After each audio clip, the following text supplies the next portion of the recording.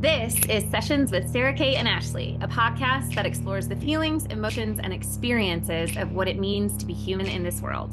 This podcast is intended for educational purposes only and is not meant to replace therapeutic services of any kind. Please refer to the list of references if you need support. And before you dive in, please like, subscribe, comment, share with anyone you think might also connect with today's session. Our goal is to reach as many people as possible, and we are endlessly grateful for your continued support. So, let's get to it. Hello, everybody. Welcome back to episode 3 of season 3 of Sessions with Sara Cate and Ashley. I'm Ashley. I'm Sara Cate. We're going to talk about an energetic and physical principle today. I'm going to let Sara Cate introduce the topic. We've got our cards just like last time, and then a new deck. Yes. So Sara Cate, what are we chatting about? Today's conversation is, I think, very relevant.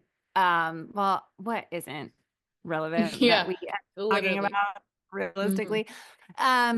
So Ashley and I, again, were talking to each other briefly about what we were going to talk about 3 hours prior to recording this. And I kind of shot off a conversation around how mental laboring and mental output can impact and create physical fatigue.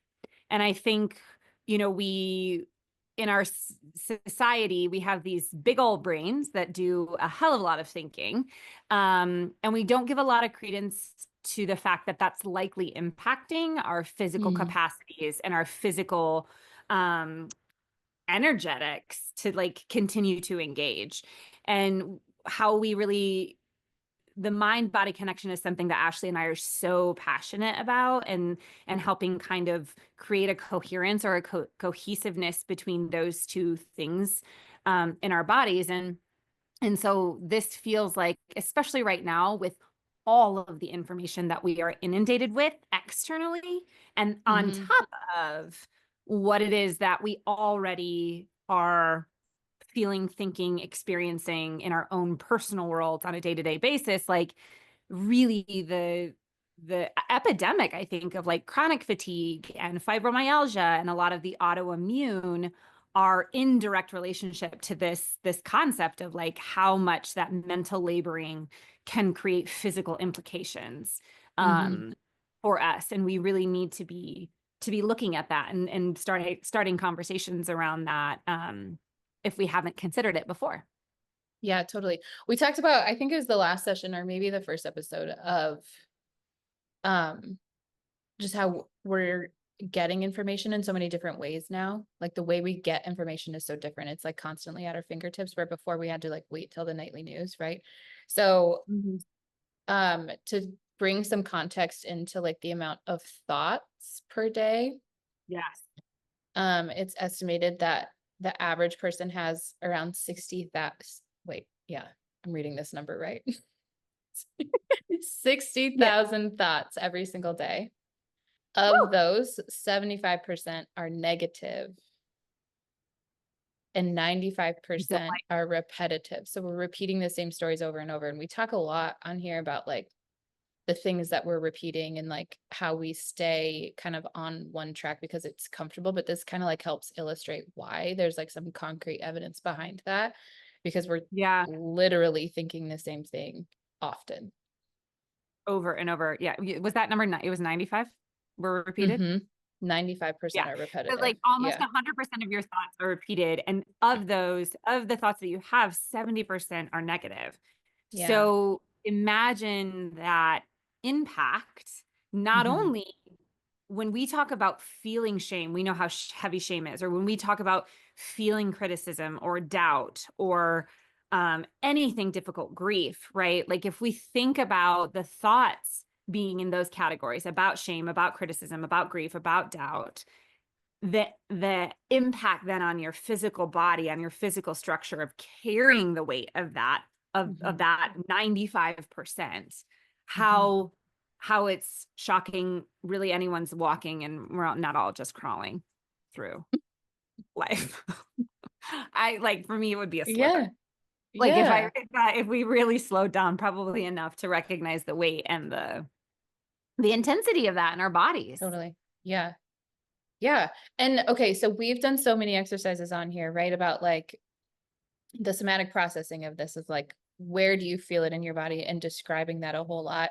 And one of the reasons we do that is to then help you also find like the neutrality in all of this, because when you think of how many of these thoughts are repetitive and most of them are negative, it's pretty unrealistic to think that we're going to go from 0 to 100 in terms of like Yeah. all negative to all positive, right? We're not after that. We can't force ourselves to think that that's what we're supposed to be doing here. But that's why this space of neutrality is so important. That's why when Sara Cate has led us through these somatic exercises, she asks me where I feel just ease, right? Where there's not necessarily something really Anything going on. joyful or good or light. It's just Mhm. there's kind of like the absence of something. Mhm. Because if we can connect to that, we can bring ourselves into a space where we just have a little bit more connection to what step is next. Yeah. And I think, from a somatic lens too, when I watch my clients walk in here, right? And I have some pretty wide, comfortable, cuddle yourself into chairs on purpose. Because I see it happen so often where people will come in here and they like collapse into the chairs. Mm-hmm. Like their physical structure is so impacted. And Mm-hmm. so building that sense of neutrality is so imperative for their just daily functioning, and oftentimes people do report at the end of session, like, okay, I feel a little lighter or I feel a little Mm-hmm. clearer, right? Because so much of somatic therapies, like, uh, kind of like the theoretical underpinnings are that like someone has to be resourced in order to navigate the harder things in their life. We can't just continue to get more and more and more and more and more depleted. Otherwise, everything breaks down. Yeah. And so really building out that resource. And so as Ashley was saying, tracking that space of neutrality in your body when you're starting to become, let's say you're in a negative thought loop, right? You're in that 95% of negative thoughts rolling around in your brain, and you're noticing by the end of your day or by the end of your week, you're having a hard time finding words. You're having a hard time, engaging, getting up, mobilizing, doing something. Well, even the simple things of just taking care of yourself, like taking a shower, Exactly. cooking yourself a meal Something that you know is meal. going to nourish you versus Yeah. like deplete you further. Mm-hmm. Yes. And when you can't access that, that Mm-hmm. likely means there is some under-resourcing that Totally. is happening. And, Mm-hmm. I find it in myself. I really, in doing this work and being in the thoughts all day, and especially if I let myself even go remotely near information from the wider world, because I'm already, in information all day long with clients. And Yeah. so then to engage in something secondary to that is so much that like, I could easily go to bed at 5 p.m. And those are the weeks that I know that I'm under-resourced, right? And like my Yeah. physical body is now being impacted by the mental load that Mm-hmm. I am carrying. And how do we start to strike a better balance for Mm-hmm. ourselves if that's the case? Totally. I think too, like a note for like empaths, because they Oh, tend yeah. to just really soak in everybody else's energy, and to get to the point where you can discern what's yours and what's not yours is helpful in this. But that's assuming that you're at the place where you can start to work on that, right? But hopefully this gives a little bit of insight so that you can understand why your body does this, like why at the Yeah. end of the day you are so fatigued. It can give you some like reasoning behind it, which sometimes that's helpful for us to know, that we're not just, because everything we hear is that if it has something to do with like emotions or feelings, we're just crazy, or Yeah. it shouldn't have an effect. But like, you can't tell me that the effect of what this does to my body doesn't then turn around and affect every other area of my life. And if I've never been taught how to like do anything with that, of course I'm going to be like, there's going to be some things that happen.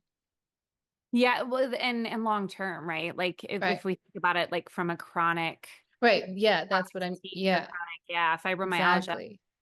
autoimmune, all those things that are from long term stress and long term Hmm. fatigue, Hmm. uh, the body breaks down. And so, yeah, Ashley, like what does that mental offloading then look like? Um, how do we help stabilize? Because I loved the example you brought in with the neutrality of like, okay, if I have this heavy sensation in my body, where can I find a space of neutrality? Is it my elbow? Is it the tip of my nose? Is it my earlobe? Right? How do we kind of incorporate the mental offloading of that too, right? Like, because even you brought up the empath. And so what if Hmm. something as a physical therapist, so like someone who is working through had the heavy things people carry in their bodies all day, which is often trauma. We know this. What would Hmm. you say are some of the ways you, as a practitioner and a facilitator, start to kind of diffuse that at the end of your day or week or whatever it might be? So for myself, Mm-hmm. I set pretty big boundaries on, okay, especially if I'm doing a lot of pelvic health work, because there's that work just carries a lot of extra energy with it. So I'm pretty big on, I start my client care days with a ritual and I end them with a ritual. So I like open and close that portal, but then in between each client, I also open and close that. So like prior to a client coming in, as like I said, especially if it's pelvic health work, I open that to ask for like the guidance for like what I'm supposed to provide. And when it's done, I close it and I send everybody off with like a hope of love and support, so that for me, my energy is closed for them. They get to take that with them and it doesn't linger, it doesn't hang with me. And then at the end of the day, I have that closing ritual for myself so that when I step out, it's another reason why in my private practice in Denver, I would I didn't wear shoes. Like everybody took their shoes off. It was also like a cozy little spot, right? But I took my shoes off so that when I took my shoes off at the door when I got in, I was like walking into a different space. I was walking into this like sacred space for people to heal. And when I left, I put my shoes on to like walk out into the Mm-hmm. world, but then I was me. I wasn't Mm-hmm. carrying that with me. Um, so those are some of the things that I do, but I also had to learn how to discern what was mine and Mm-hmm. what isn't, Mm-hmm. right? Because Yeah. I, like working with especially that part of the body, like just yesterday, I was with a woman who I was, I was doing some like just gentle soft tissue work over her uterus, and the heat that gets transferred from them to me, like actual heat, when Mm-hmm. there's something underneath is pretty Yeah. significant and they can feel it also. And she's like, why is this getting so hot? And then some information was divulged, right, about what that was, right? And so like to say that our tissues aren't holding this is Mm-hmm. to ignore the connection, and we should have that connection. Like mind body spirit should be connected. That's the whole reason we're here, Mm-hmm. you know. Mm-hmm. So I think it's super individual for how you find Yeah. that way to like protect yourself. But I think going back to like so many of the things that we've talked about, you have to be able to find those little pauses during the day. Mm-hmm. Yeah. Yeah.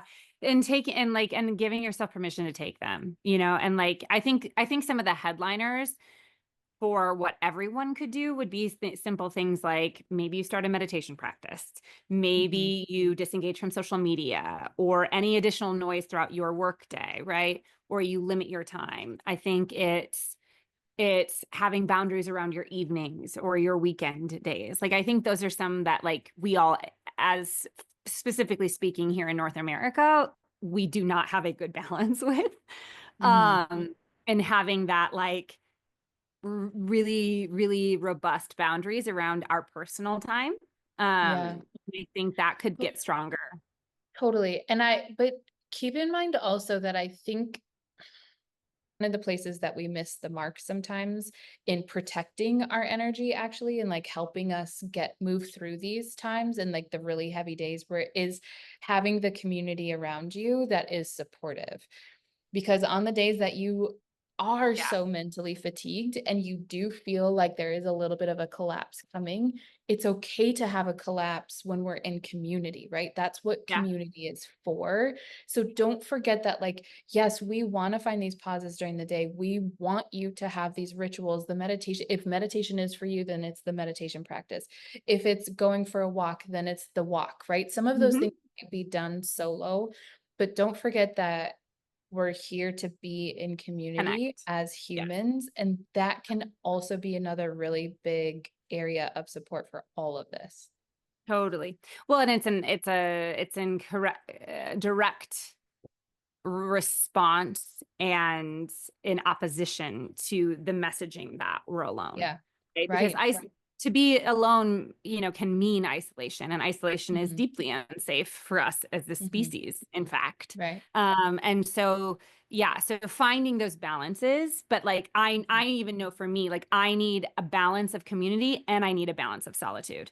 Like it is Exactly. imperative Mm-hmm. in being forward facing with people all day, that I have Yep. that unwind time of Yep. solitude. Now, that doesn't mean, to Ashley's, in a vacuum, right? Like into Right. perpetuity, I'm not going to be alone in Mm-hmm. my downtime, but really finding that healthy rhythm for you that, Mm-hmm. notice the places, because I always say, notice what your brain and body are doing when you're in space with Mm-hmm. anything. If it's being alone, if it's being with people, if it's on the walk, if it's sitting on the couch, what is igniting and brings in vitality, and what collapses and causes the more of the negative thought spirals in some Totally. regards, right? And like giving yourself permission to play. And I think oftentimes we've given so much power to our brains because Mm-hmm. they're just glorified as the thing that is our guide through the world, when in actually our felt sense could do a hell of a lot of work for us. Mm-hmm. So our brain wouldn't have to do as Mm-hmm. much if we were Right. more in relationship to our bodies and more in connection with our bodies. A lot of those thoughts would ultimately start to dissipate, right? Like, because if I went into the felt sense of, to Ashley's example of being connected and in community, if I went into the felt sense of, okay, let me notice what it feels like right now to be supported, let's say by my partner. If I go into that felt sense and I feel that in my heart space, the narratives and the stories in my head that I'm alone, that I'm misunderstood, that Mm-hmm. nobody gets me, those would Right. slow down, because I'm Right. dropping into that feeling of connection and love. Right. Mm-hmm. And so why, I love that we're having this conversation is, regardless of if you're going to look at this as a way to better engage with your rest or your restoration, or if you're looking at this in a way to start a new dialogue with your body, and watching how maybe you prioritize thought over feeling. Mm-hmm. This is just again an opportunity for exploration. We all get fatigued, we all get tired, Yeah. we all overthink, we get lost in it. Like, Yeah. none of us are say, I don't care if we're therapists or doctors or you know wilderness guides. Like, there will Right. be a moment where we start to overthink and we Right. start to prioritize, because we do have so many more brain structures than we've Mm-hmm. ever had in the history of evolution. So it is Totally. easy to do it, and Yeah. this is the moment to start to think about it in a different way. Yeah. So this is also just like how could you start your morning with a little less emotional power, is certain things like pick out your clothes that you're going to wear for the week on Sunday evening before you go to bed, or Monday evening, whatever day you decide, right? Lay out what you need in the morning for your coffee or your tea or whatever it is, right? Start to think about little ways you can interject areas of rest the next day. Okay. Because then it becomes like, okay, if you pick out your clothes on Sunday night, because making a decision first thing in the morning it automatically starts your brain for Starts like the the thought thoughts. process. And so Yep. if you get even, this is when we talk about a pause, we're talking about these like tiny little moments. We're not saying you have to spend 20 minutes out of every hour each day finding rest and pause. Like that's Solitude. impossible, right? But in these tiny little moments, if you already know, I do Mhm. this, I already know the days that I'm in the PT clinic, I already know exactly what I'm going to wear so that I don't even have to think about it in the morning. I get to wake up and I get to spend that extra time on myself because I know that I'm preparing to then go in and take care of other people, right? Mhm. I Yep. already know that on those days when I get home, the things that help me are moving my body. Now, we're talking about like how the mental load and the mental fatigue can change our physical activity level, right? It can change how Mhm. our physical body is feeling, which I should say can then change our physical activity level. Some days that movement after I'm done is just some stretching. Some days Mhm. it's a hit workout, right? Yeah. But I still know that on those days, and so that's already been decided. That's already been decided that that's what I do on the days when I'm done, is that's how I'm going to take care of myself after that, because there's been so much going on in my head Yeah. all day to care for others, that that's how I then come back and like fill a little bit of my cup back up for myself, right? Yeah. But when I say that, I want to go back to like some days that's just stretching, but I know that I need to give my physical body some Mhm. love because it just was carrying me all day Yeah. while I'm doing this. And I don't want it to be like, oh, you just have to, we're not talking about like going crazy every time you go to move your body, right? Moving your body Mhm. can look so different. It could be just lying down on the ground, And just connecting. flat and connecting, right? But yeah. Yeah, it's so it can be the very subtle to the more intense, depending Hmm. on what is living there. Because like, Hmm. you know, our emotions in the felt world, in our sensory world, have we all, you know, we've said this a million times, is they all have a purpose, right? They all can mean something to us, and there's a reason they're showing up. And Hmm. so we just need to figure out for us what we need to do to help support them. Again, not change them, not dismiss them, not suppress them, Right. just to allow them to be supported. And I think if Mhm. we think of, you know, we were talking about this before, and I was like, I kind of likened it to the idea of, okay, if we have 60,000 thoughts, and if we have one thought, and let's say you're holding a 1 pound dumbbell and you do one bicep curl, that doesn't feel like a lot, but then you do Mhm. 60,000 of those in a day, right? That's 60,000 pounds you've just lifted. So Right. your physical body might need, as Ashley was pointing out, just some stretching at the end of the Mhm. day. It might not Mhm. be, but let's say it was a really intense day and you have all of this active activation, really like high charge energy in your body. You might need to throw some weights around or some slam balls or whatever it might be, or the run or Mhm. however it might be. But like, your physical body, if you can find those pauses, as Ashley was saying, to really kind of, rather than moving, like letting your thoughts be in that loop of the Mhm. 75%, like if you could help bring it out to like, okay, and just what is my body doing? Even if that's Mhm. the pivot. Jesus Christ, every The time. shift and Shift pivot. and pivot. The sh Pivot.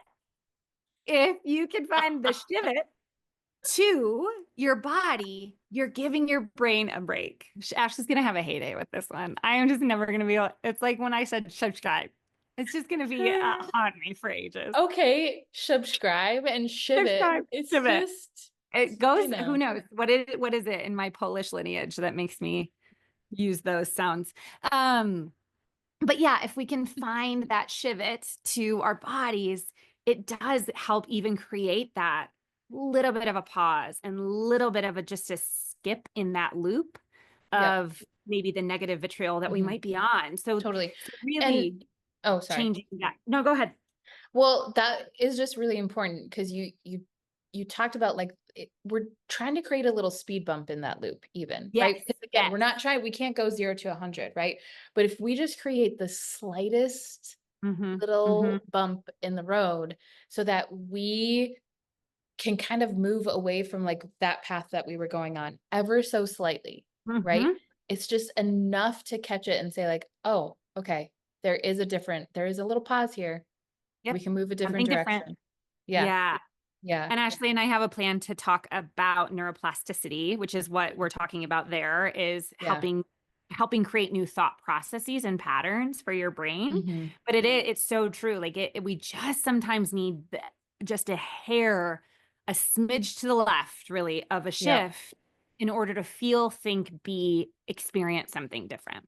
Totally. So in saying all of that, I pulled a card. Okay. For today that I feel I'm really excited. So this is a brand new deck to me also.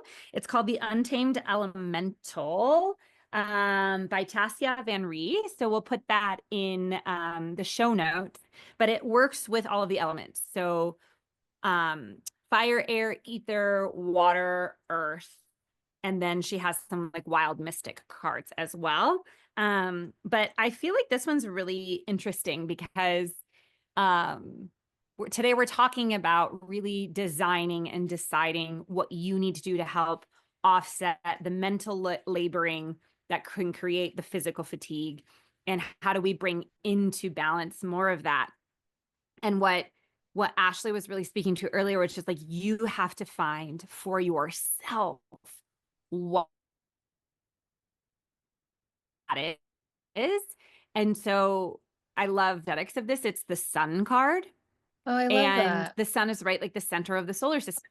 I know. So I kind of feel like it's speaking to like you being the center of your solar system, right? And like determining what that means and how you need to design the energy around you in the space and the support. So it says, as the star at the center of our solar system, a fiery traveler of timeless confidence and force, sun unifies the planets through gravity and light. Illuminating and supreme, he devours the shadows. His circulating heat is all powerful and offers the understanding that to honor the divine within and all around us, we must all serve. Sun reveals that by giving undivided attention to your inner luminosity, you free it to shine outward, illuminating the ways for others. This is the way of life we evolved to serve. Just as the sunlight serves all life on earth, your light serves all whom you know. Continue to invigorate your inner light so that you become a pharos of clarity and wisdom. This is not a purely selfless path. As you offer your service, its radiating warmth is reflected back by all who benefit. You are remunerated in multiples. So balanced is serving from a place of wholeness. Imbalanced is self-serving attitude, self-sacrificing. That's I go to martyr. That is it's a way I can get there. To bring into balance, develop the art of gracefully receiving, to instill a felt sense of what it's like to accept from others openly and then give in return. And I love that. Like, right? Like if you pour into yourself, you can share more from an abundant place and then be able to receive from the abundance of somebody else. It's that reciprocity, but like knowing your wholeness. Yeah. That's where you can really, really move from, and knowing how to care for yourself in this. Totally. And it brings in the importance of what we were talking about earlier, right? Like we're not after individualism. We're after just being in community with others where we're each individually cared for in the way that we need, right? And so that just like illustrated that so beautifully. Every time. Every single time. So, as always, if you need support with any of these ideas, concepts, let us know. We have resources listed. But, we can't